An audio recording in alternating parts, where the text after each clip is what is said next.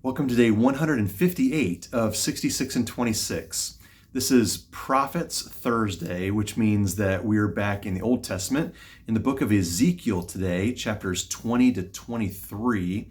In these chapters, the Lord God is, through Ezekiel, laying out his case against Judah, the southern kingdom. Remember that the kingdom split in two, Israel in the north, Judah in the south.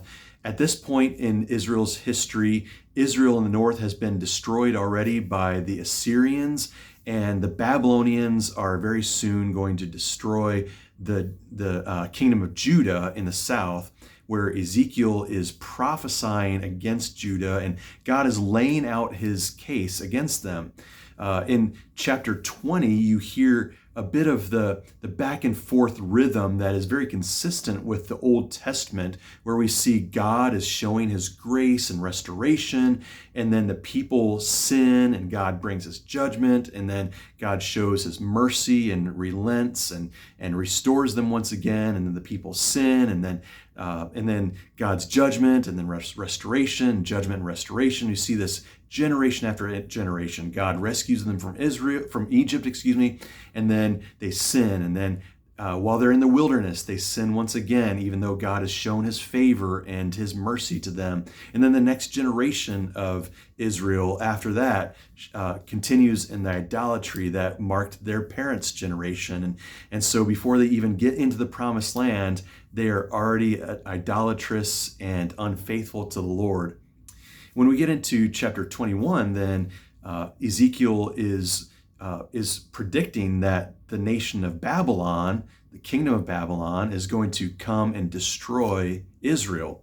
And in chapter 22, we get really a laundry list of all the sins of Israel and Judah, and why God is bringing his rightful wrath and judgment upon them for all the slander and violence and lust and injustice and oppression.